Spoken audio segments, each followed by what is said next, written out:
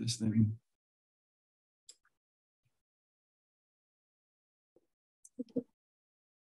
Okay.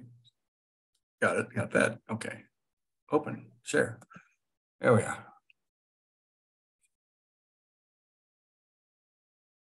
Come on, do it. Huh. You need to start. I know. I'm trying to get it to do it. There we go.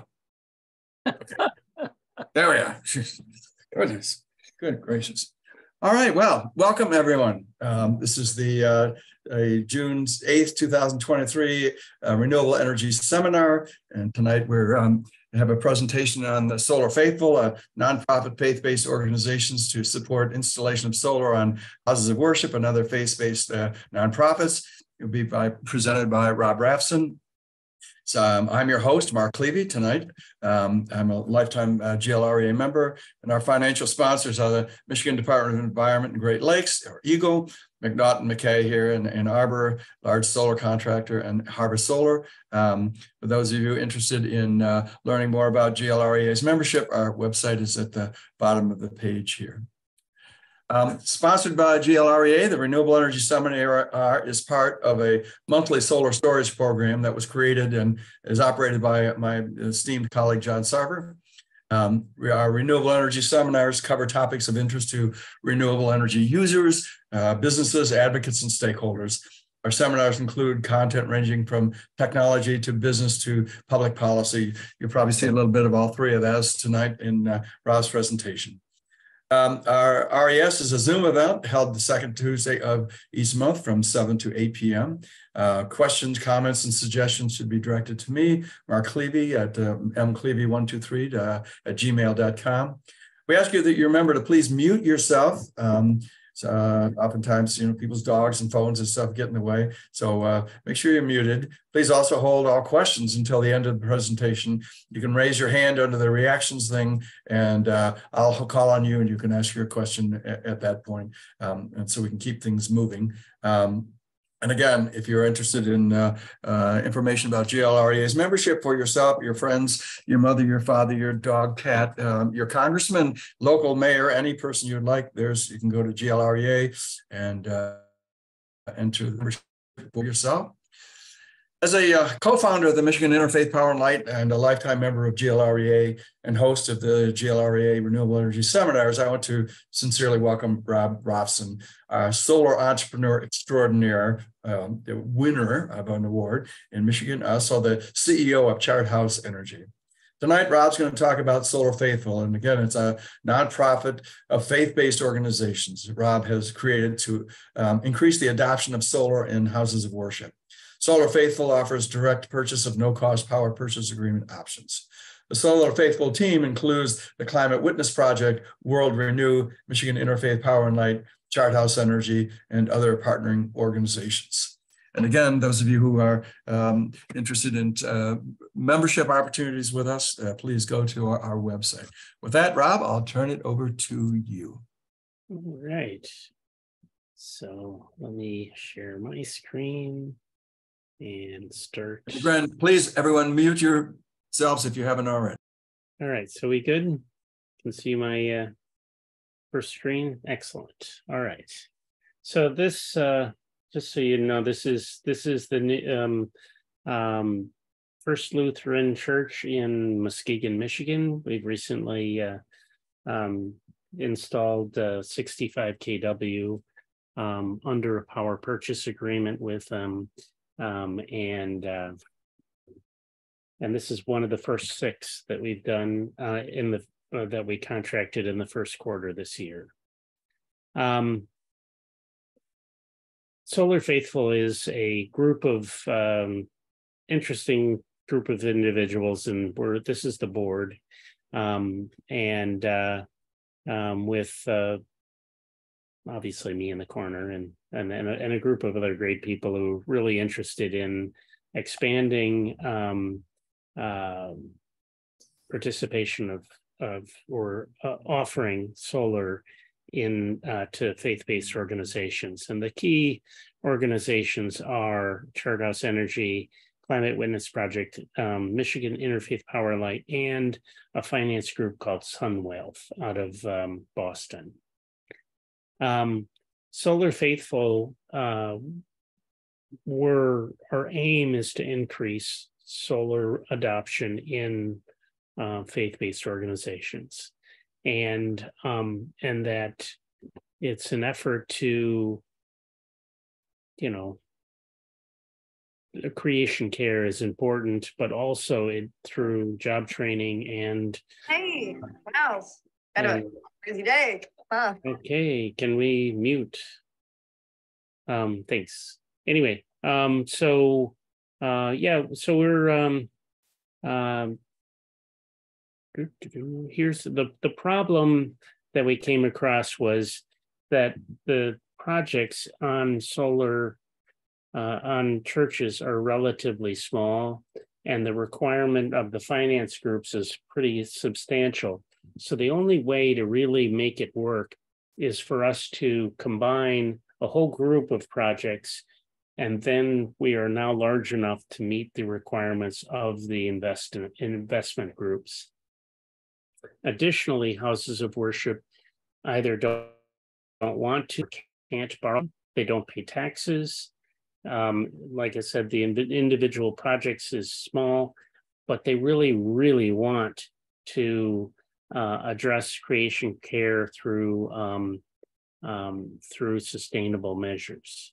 So the solution was to create a Solar Faithful, which gathers together groups of projects. Our goal is to have in the first year 30 to 50 churches with solar, whether they be direct purchases or through power purchase agreements.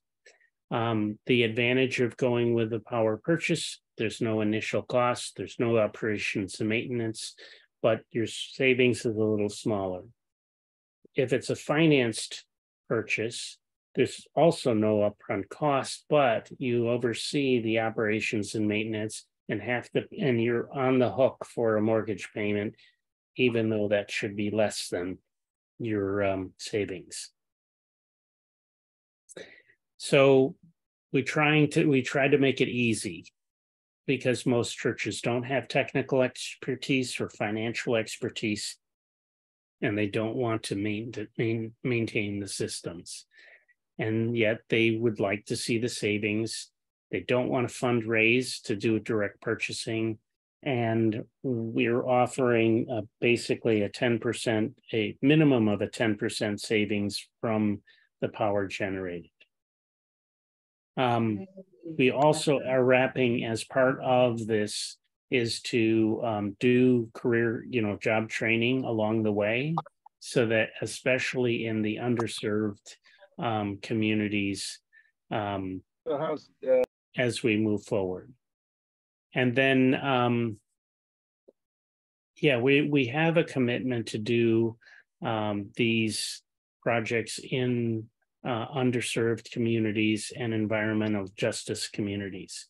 And we really hope to write a new story, and that we're trying to be as inclusive as we can across economic, racial, and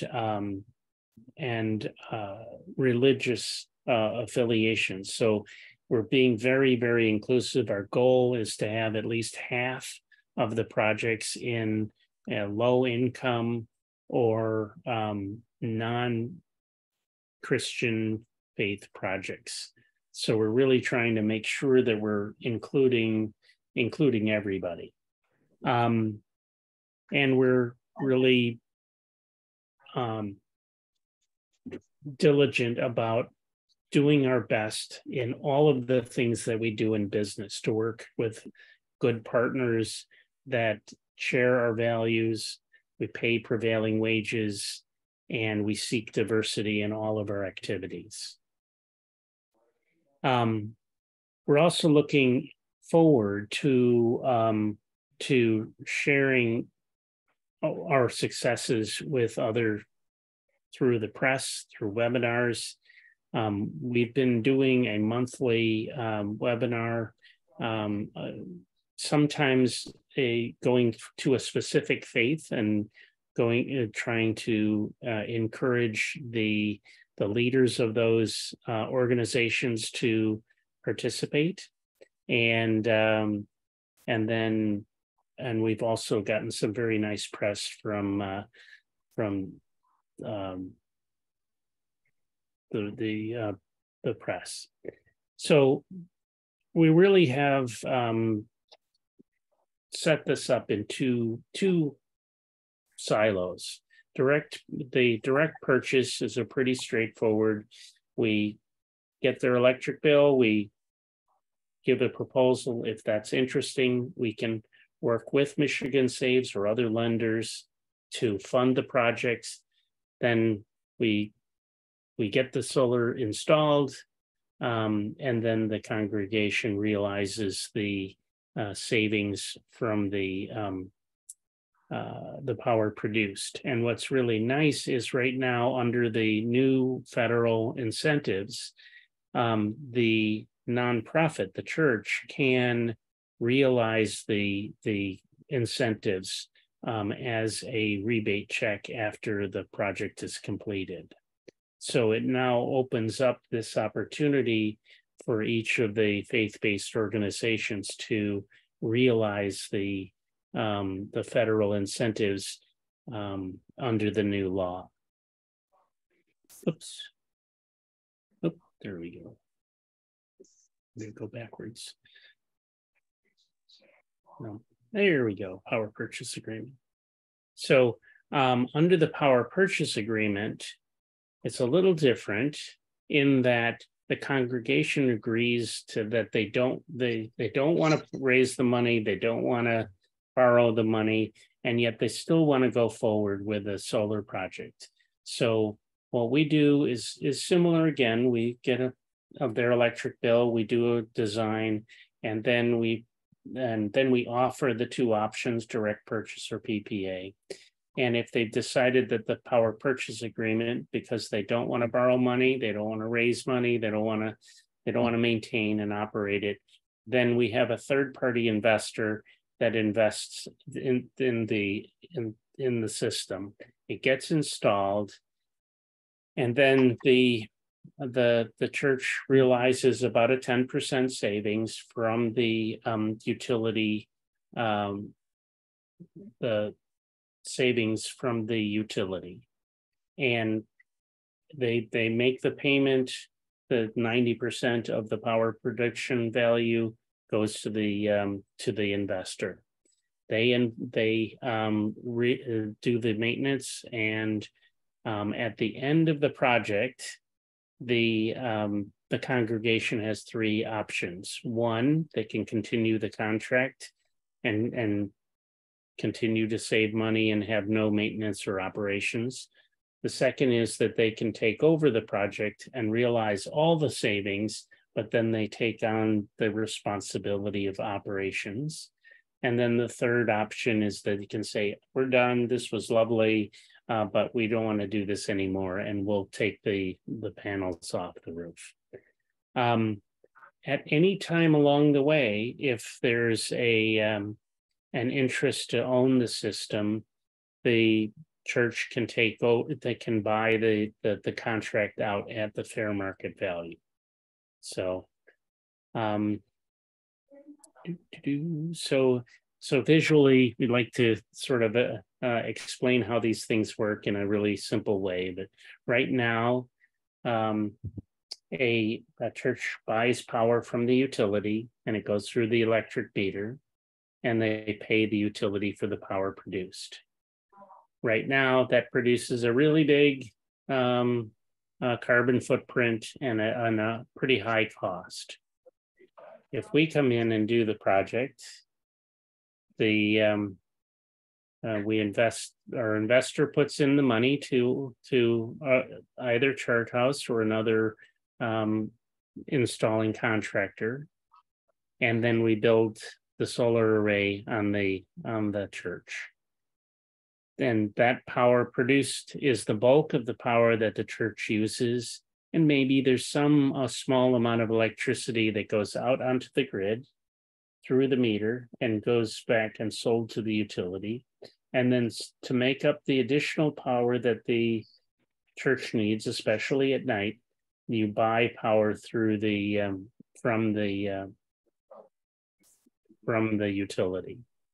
And so there's still a small amount of money that's paid to the utility, and some that's paid to SunWealth, but it reduces the costs overall. So you go from a big footprint to a much smaller footprint, and you save some money. So our process is, so if you fill out the interest form, and at the bottom of the page, that's what our interest form is. And then send us an electric bill, the front and back. If you're in DTE, one year of electric bills are necessary. And then we'll draft a proposal. Then if the congregation decides to go forward and they're interested in the PPA option, we'll ask for 2 years of financials. That's sometimes organizations don't like that, but it's necessary to make sure that they're going to be around through the 25 years of the agreement. And then SunWealth will approve the application. The congregation approves their side of the application. They sign the thing, and then the solar array is built, and you get to celebrate at the end. The first part can take a couple of months, and then the construction period is another couple of months after that. And so our first, as shown at the very beginning of the slide, we did First Lutheran Church in Muskegon, North Muskegon, the Refuge in Granville. And here's the install on this that we finished about a month ago. And Faith Lutheran in Okemos, Trinity AME, we just finished that one up. And Ferry Memorial is one of the few ones that was a direct purchase. So our vision at the end of the day, we've got 6 under contract now. We're hoping to have 50 congregations installed by the end of the year, and then scale up nationally to support thousands of organizations, and really to bring to a traditionally underserved group of customers, the faith-based organizations, and to expand the education and participation. And that's about all I had to say. Excellent. Thank you very much, Rob. That was a great presentation. When we were in the early days of Maple, Charles Morris and I we were the founders of the group, and I can remember this was a dream we had, how we could get the congregations together and get solar. We tried a bunch of different things, brought in solar contractors, we worked with the state. I think I got some money from John Sarver from when he was at the energy office to do it. And when I was at the energy office, I remember I gave some grants to Maple to do this. And we always came up, the problems that you described were always the same problems. The thing that made the difference is the PPA. So I guess let me start. I'll ask the first question, and then other people are going to, again, down in the reactions area, you can raise your hand and I'll call on you. But I guess my question is, in terms of the PPA business industry is driven by investors who have figured out that this is a good deal. It's a low risk investment opportunity for them. And so I'm just wondering, from your experience, is there a difference between the people who invest in a solar faithful PPA or others who invest in more traditional non-faith-based kinds of PPA projects? Is there a real difference, or is this, just you get a pile of investors and you wave the flag and they said, people who raise their hand said, yeah, I'm in. Is it that simple? Or they have a mission focus, I guess? It is. There are few and far between to find investment groups that are willing to take on very large numbers of small projects. Yeah. And Sunwealth also has a very great interest in faith-based projects, and have invested about 11% of all their investments in faith-based organizations. So even though they're in doing just the solar stuff, the bulk of their projects are in the communities, and the bulk and 11% of their total investments to date are specifically in the faith-based groups. So yes, the bulk of solar investors are the big utility scale guys, because they're small numbers of transactions and very big dollars. And so it's really a relatively easy hurdle for them, because they don't have a lot of organizational issues. Interesting. All right. Charles Morris, your hand is up, please. Yeah, my question has to do with the length of the contract. Does it is it set?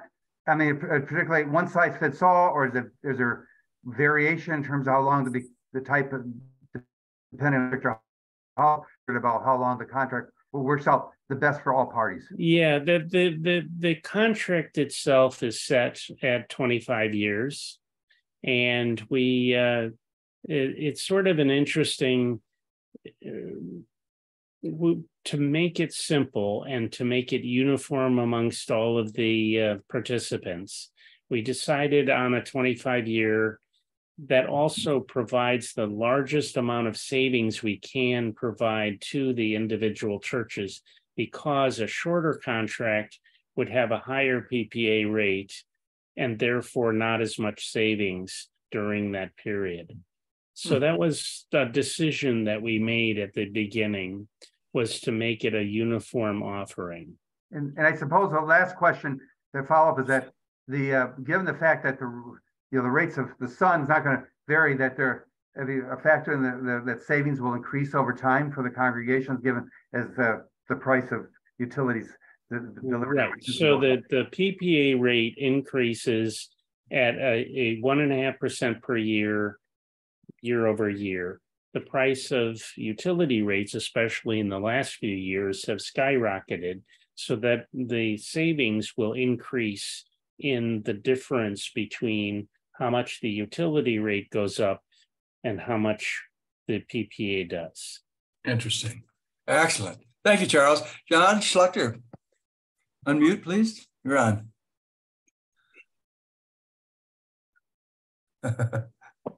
So I've been chair of Interfaith Power and Light, and so I know Mark from way back.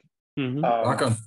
And member now. I served as bishop in the ELCA in Michigan here, and currently a member at Faith in Okemos, which is one of your projects. We're just waiting for the electrician now to get all the wiring and stuff done.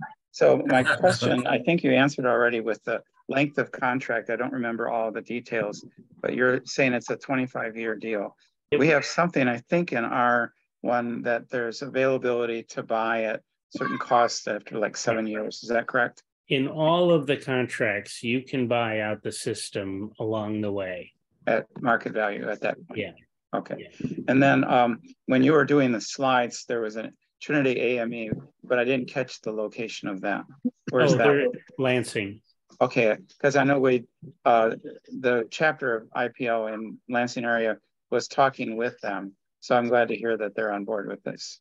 And it's exciting to see that, we've got an African-American church as one of the early participants, and that we're hoping to ensure that we continue to have diversity in our offering and really focus on inclusion. And just one final question with the direct purchase one option, that first option then.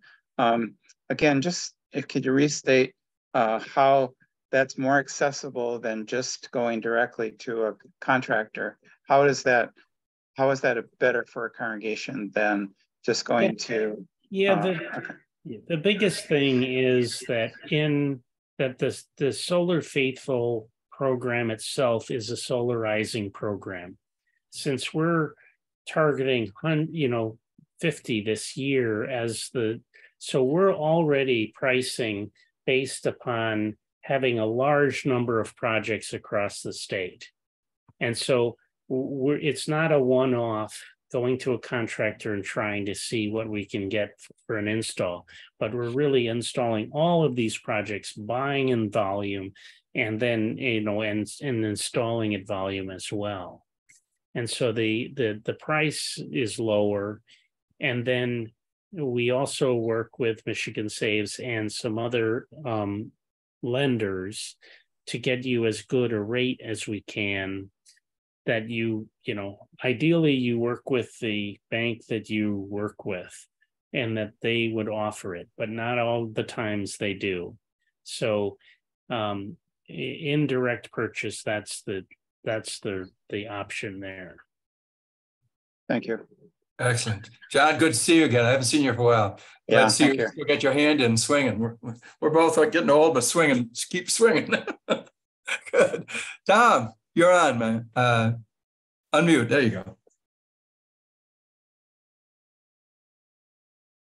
Yeah, can't hear. There you go. There we go. Yeah. So I'm with People's Church in Kalamazoo. Mm-hmm. We have a solar array that's been installed. We've had it for 3 years now. As I remember at the time we did the contract, we're buying it through a PPA, local installer. There was some urgency in the timing because the net metering rates were changing and the rebates and tax credits were changing. So we moved quickly and got the maximum. So I've got two questions. One is, are we kind of maxed out at this point? We've got a nominal 20 kilowatt system up. Do the benefits start tailing off quickly? Yeah. The key is that if you add solar panels to a true net metering system, under the rules, the utility, your consumers would push you over to the new DG tariff. So instead of crediting outflow at full retail rate, they credit it at the energy only rate, basically 10 cents. So the benefit of going bigger is that you would have a larger percentage of your savings. But the negative is that the first 20 kW, the outflow, which is probably very small, and so you really aren't going to change your savings for that first 20 kW. It really, you look at the next 20 or 30 or whatever, however big the usage is, right, and you have to look at that on its own and say, let's look at that and see what a PPA would look like, what a direct purchase would look like. And so we would be happy to look at what you have and just send me an electric bill, the front and back. And that's rob@solarfaithful.org. Just send me a copy front and back and we'll look at it for you. Okay. All right. That sounds good. Tom, I have a question. Is the system paid for? No. We have to wait till the end of 5 years to be able to. We're planning on doing that, and that comes up in a year and a half from now. And is it under a mortgage or is it outside investor? No, it's it was Helios Solar, and they created their own finance arm, so it's through them.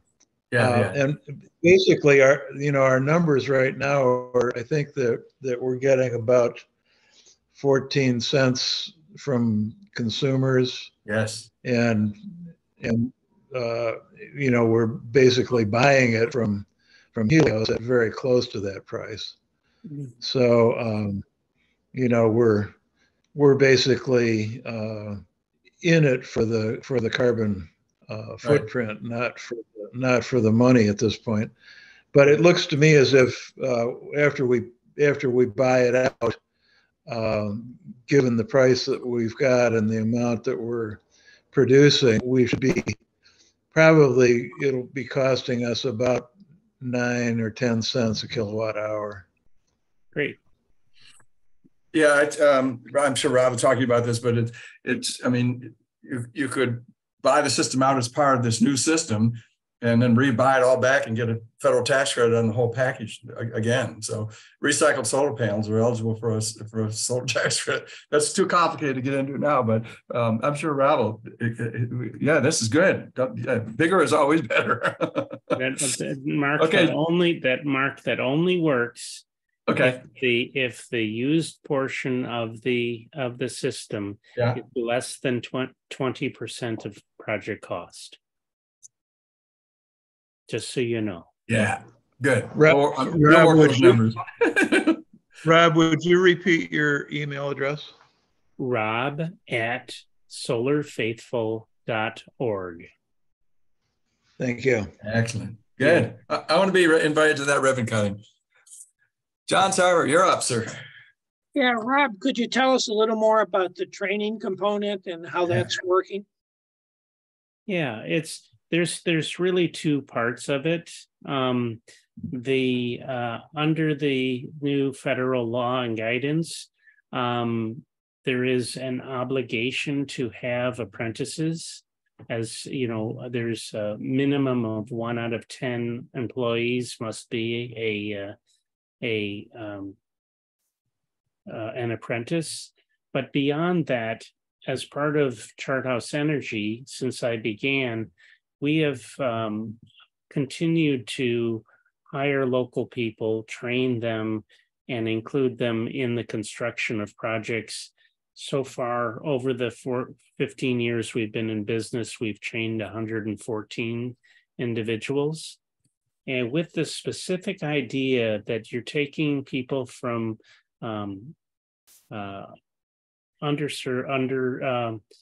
low-income people, basically, and giving them an on-ramp, an opportunity to understand what it is to be in construction, learn the obligations and the job site expectations, and then do the job and decide whether or not, it's our opportunity to learn about them enough to guide them into what part of construction may be best for them, and then work with the construction partners that we have to get them a permanent position in construction, because there aren't that many jobs in the solar industry. Yes, it's growing. Yes, there's permanent jobs in it, but those are a small number of jobs. The number of jobs in construction is huge.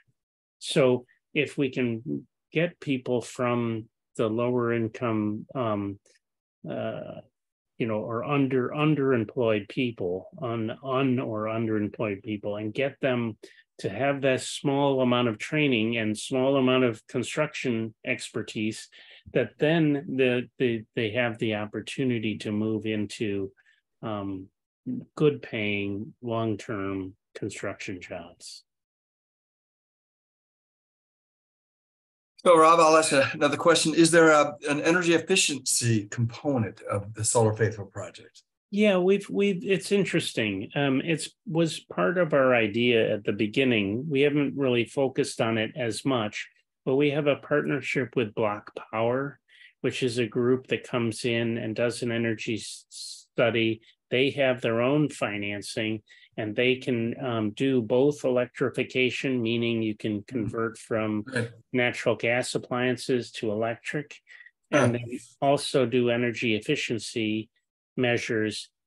And similar to the solar part, the savings pays for the equipment and they finance it so that the church doesn't have to come up with any funds in cash. Interesting. Have you, Jane, you're up. You can go. Good to see you again, Jane. How you doing? Yeah. Hi, Rob. Nice to see you again. Good to see you. We crossed paths a number of years ago, I think. All right, so I really wanted to sort of walk through this slowly from a congregation's point of view. So let's say they go down this road, they've installed the panels, their energy bill, let's pick a number, was $500 prior to the panel. It's making it up $350, $400 after the panel. They're experiencing net savings. Help me understand like this 10% of the bill goes to, and so describe that a little bit more. And then this investment group out of Boston, what kind of return is that investment group experiencing? All right, so their $500 bill, a more realistic estimate would be that their net bill would be $200 or maybe $150. Great. Okay, so you got a $300 differential. $300 difference. They would pay $270 to the investment, and they would realize the $30. So it doesn't seem like it's a huge number, but it's nice. I mean, it's nice to have a no-cost $30 a month savings. I see. So I see. So go ahead. So of the 230 in this example, well, let's see, they pay the 270, and is that in effect paying for the system? And again, I'm just curious, what kind of return is the investor experiencing out of this? They haven't given me the exact number they use, but a good rule of thumb is around 10%. So it's better than market in terms of the amount of interest that they would get if they were lending in other things, but it's still within reason. It's not. Does that include the solar tax credit as part of the 10% or not? That's their well. That's it's factored in, right? It's factored in. I mean, the reality is that you put up the whole 100% of the project cost now, right? And then you have to finance 100% for the first year until you get those tax benefits back. And now you financed over the long haul just the after incentive money. Yeah. Right. So who experiences the benefit of the 30% tax credit? The Sunwealth uses it.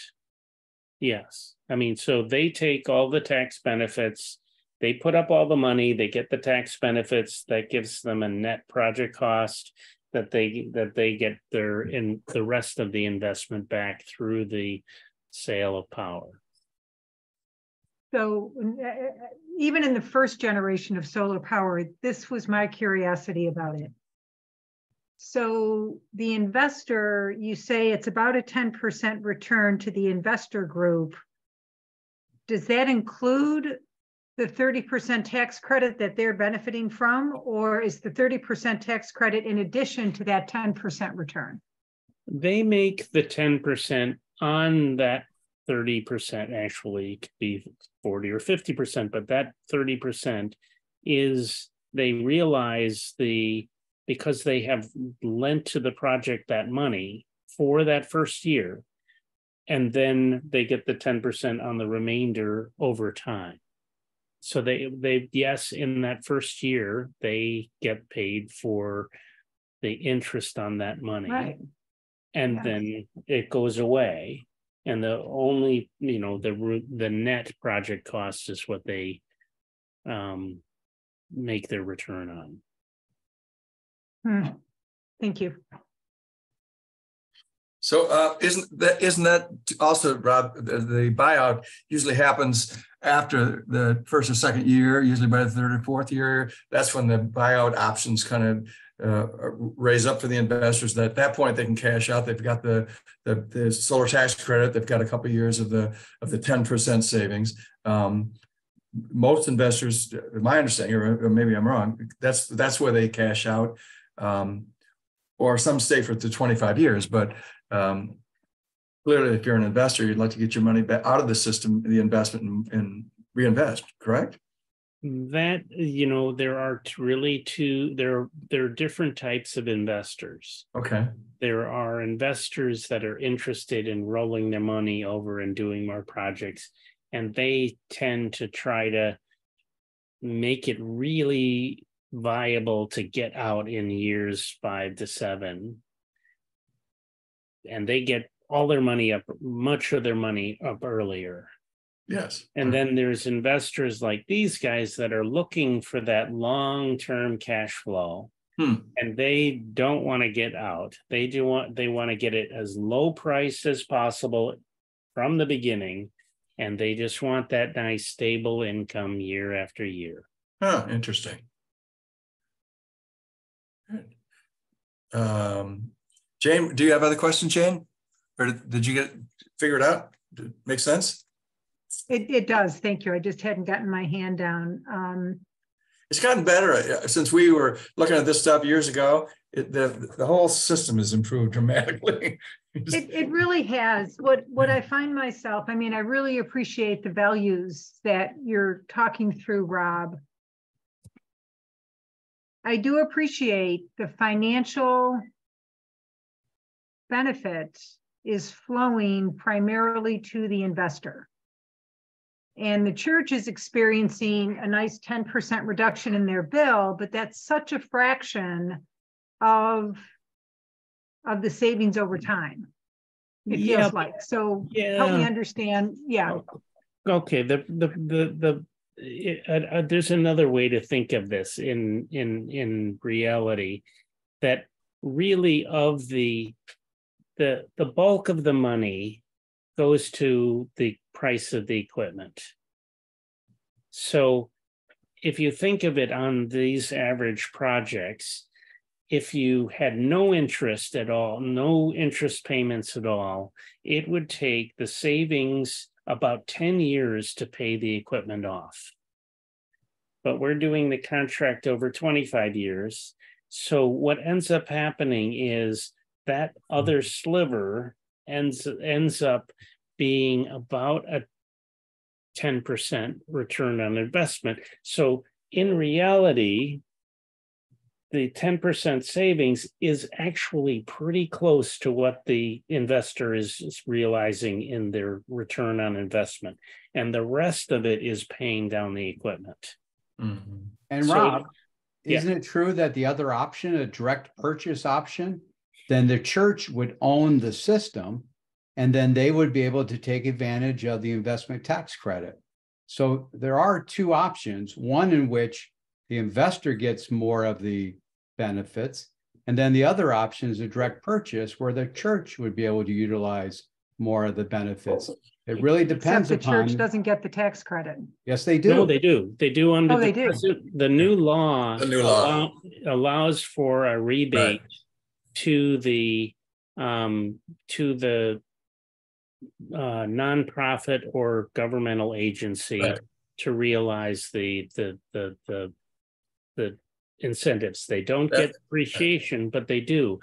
But in the direct purchase option, it's typically a 10-year note that pays off over the 10 or maybe 12 years. So the church doesn't get any savings during that period where they're paying the equipment off. And then after that, they get better savings. Reality is that the added up all that 10% plus over time equals about half as much as investing. So yes, there is a little bit of money going to the investors that are in the business, but it's not like the bulk of the money is going to them. It's really pays down the equipment and yes, they make a profit, and yes, the church makes a profit. But the perception that 10% is only 10% and you're just getting a fraction of it, it's really that it's 10% and the investor gets 10% and then the equipment gets paid off. And so it's not as massive of a differential between the benefit to the church and the benefit to the investors. But to your point, I think, Rob, and to Jane also, that it's worth looking at both options, Jane. So, when Rob talks about you're still dealing with the same, you still have to go through the same stuff. You got to get, get financials, you have to look, come up with your energy bills, and you got to come up with all this stuff, somebody's going to look at your roof to see whether or not it'll, even an investor or you, somebody's going to say, we're not going to put a 25-year solar system on a 35-year-old roof, so that the due diligence is the same. I think it comes down to really numbers. If the church is able, and I'm talking to one of the ones that did this in Lansing, and they went through the numbers and they said, we can raise $80,000 and do this ourselves, or we can get a loan with Michigan Saves and raise X dollars and work it out so there's a the cash flow is reasonable, so it's not a burden for us. And then by year 10 we all of a sudden have a massive cash infusion for mission purposes, and in the meantime we have made a real difference from an environmental footprint. So I think the environmental benefits are great no matter which model you use.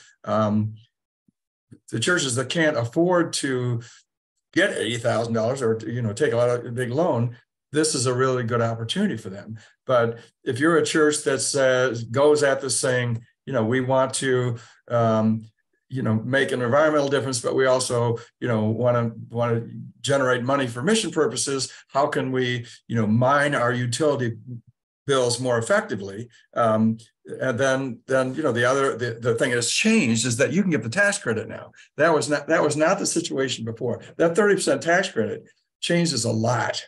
And I think looking at both options, and it may be, well, we got so much other stuff to do, letting Rob take over and put solar on our church and send us, we'll send them a check for 25 years, and the job's done and we feel good about ourselves. That's Right.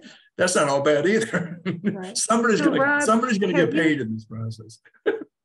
Yeah. So Rob, have you ever done a hybrid version where the church puts up a portion and they've got skin in the game, and then this model comes in? Perfect question. One of the things that we've been asked that, and there is two ways in which we can do that hybrid option. One is if that money comes up front, then that long-term PPA becomes a much smaller number. But what's kind of exciting is I'm very close to being able to do this third option. And the third option is where it's like option one, where Michigan Saves puts up the 100% of project cost. The church or Michigan Saves gets the tax benefits back as a rebate check, but the key is the opportunity is to make I'm going to produce a form that the church can then give to a parishioner that wants to invest in the project. It doesn't have tax liability.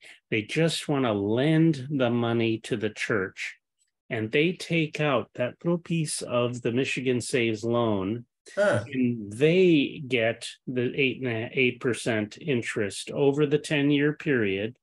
And then if you can stack up a few of them to take out some or all of that loan, it's a beautiful thing, because then the parishioner, the congregant, will realize a very knowable loan. They get good interest, way better than the 0.25% you get from the bank, or 3% if you put it into a CD. So this is an opportunity that each of the congregants can buy in, and depending upon the way the church wants it, they could make that an investment, a very small number, if they'd like to do the paperwork. Wow. Okay. Interesting. So That's great, that's Rob. really exciting, Rob. And I'm sorry, I didn't get called on here. That's really exciting. And it's exactly the model that I think there could be some real interest in. And so Leah, John, it's so nice to see you again. Leah just reached out because sort of through the back channels, I expressed an interest as a potential investor in an underserved church in Detroit. Now that church probably doesn't have a prayer, no pun intended, of putting up any money themselves. But Right. Wouldn't it be exciting if we could through maybe Solar Faithful find some investors who would be very drawn to 8% and the sort of value-driven nature of all this. 8% is a wonderful, credible return to engage folks around. Yeah. So find those investors, whether it's the Michigan IPL community or the Solar Faithful, or however, I got to believe they're out there. Yeah. And then the church has to have some skin in the game, would be a principle I would bring to it. But man, this hybrid model feels like it could really get some traction. Right. And the skin in the game is that the church at the beginning has to commit to borrowing the money, and that then the replacement of those loans is the opportunity that the community can now participate in the investment. And so the risk, it goes minimizes over, as those additional investors participate. But I've heard of what Leah's putting together in that, in bringing the money into those communities. We've already got the money, but I really like the idea that if those investors were willing to do something less than 8%, say 6%, if that's an acceptable return, then that extra 2% savings the church would realize. And so you'd be able to increase their savings. That's very exciting. So Rob, the same thing would happen if, let's say, the local community or community foundation agreed to throw 10 grand in, the same thing would happen, right? They're buying down that 8% for the church. So it's option 3, buying down the church's option. So now they're getting more. And I think that's also a realistic opportunity in growing in communities that I'm seeing around the state. Right. That's not beyond the pale. So how the mechanics of that would be fairly straightforward, I assume. And basically what it is we're going to have a standard loan form. It's a standard 10-year loan. You put in the dollar amount, it'll calculate the percentage, at the specific rate, it'll calculate the payments. And then you have a fixed number of payments over a fixed period. It's another way of taking out. The thing that's cool is I like this. That there are participants, elderly and even some other people that would like to participate in the community, but that they don't have tax liability. They can't participate in the investment side. And this structure also completely eliminates the need of forming a corporation and operating that corporation to own the asset as we did in the past. Right. And so it makes it a really simple, very understandable, repeatable program. So that's going to be option 1B. It's the same as 1, but it's got this new component where the congregants can participate. Rob, so Jane, go ahead. More? I can't tell you how thrilled I am to hear that. I mean, I don't know if you remember, but I was part I was the board chair before John at Michigan IPL, and we worked hard on the first generation of Solar Faithful, and And I was just always wanting to be the champion for the church and for Right. them to experience more of the return. And, Right. and this investor model got all complicated because he had to make this LLC and yada, yada. But I love this third option. And I just think that's the thing that could scale. Oh, it's all going to scale. There'll be Yeah. ones where they still want the PPA because it's just simple. You just pay 90% of the savings and that's it. You don't have to think about it. It's just easy. It's really easy. That's the easy option. That's the easy button. The little bit more difficult button is to actually say to the church, we're going to borrow this money. And then we're going to allow the neighborhood and congregants to participate. And maybe we'll squeeze that down a little bit and produce a little additional savings for the church. But from the church's perspective, they set up an ACH with 120 payments, fixed number, done. It's and every month it pays that little bit of money dividend to the congregant, and you're done. It's a relatively simple thing. IRS doesn't have to get involved. SEC doesn't get involved. It's just lending money. It's very simple. So picking up on the equity piece, and let's stay with this church in Detroit. I mean, I would be all about how can we really get into these underserved communities? Right. And that church in Detroit that's got some pretty skinny financing, get a loan. Is Michigan Saves going to be willing to play ball with them? They will. And pardon me? They will. I've already spoken to them. And of the one thing that our threshold is that the church has to be in business for 10 years. Right. Because, nationally, 4% of churches fail each year, and half of them are the churches that are less than 5 years old. Right. So the net is that 2% of churches fail in a year in the rest of the other churches, the bulk of churches. And so the risk in terms of you compare that with any other loan is pretty low. Even in low-income communities, they stick around. Now, one really weird twist, I'm going to throw at you a very weird idea. And I've got my first positive thumbs up from my accountant. I need to pass it by a couple of more people, but here's an idea. In the low-income communities, resiliency and resilient hubs become important. Right. The churches provide meals and they provide services, especially in power outages. And so energy storage is important but expensive. So the question I asked is, would a bidirectional charged EV, could that be used as energy storage? Yeah. Now, since the tax credits can be into the low-income communities 50% of project cost, can we throw in an EV so that the low-income community church can buy an EV at half the cost? Right. Guess who your model for that is? Exactly.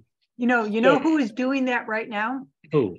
The out at U of M, Yep. the Botanical Gardens, there is a campus farm. Oh. Campus Farm is in the process of raising funds to buy the electric van that will deliver all the campus food to the various, and then it is going to be the storage. Okay. The van is going to be the battery storage, and they've got this whole project out of the College of Engineering doing the analysis on Can it. you get them to talk to me? Yes, let's be in touch. Okay. All right. With that, Rob, this is amazing. You have been out walking in the wilderness for years, putting this thing together, and you have done a remarkable job, and you have entered the promised land now, and I can see it happening. So these options are great. I thank you for dedicating yourself to solving this problem, because it has been an uphill battle for 20 years. I've been trying to do this for 15 years, and yes. I've personally funded a half a dozen churches. I've gotten through the hoop that way. I've formed LLCs. I hate it, but No. I'm trying to work it out where it's like as simple and as repeatable and it's scalable. I think you did. And last thing is that any of the other installers on the call, if you have churches, I'll bring the financing to you. Yeah, outstanding. So I'm pretty agnostic to having any of the other develop. I should say they still need to do quality install. They have to, do their work ethically. There's limits of people I will and will not work with, but within those confines, bring it on. That's great. All right, do your email one more time. rob@solarfaithful.org or rob@charthouseenergy.com. That's the one I've got. Didn't know if that would still be good. All of them, yes.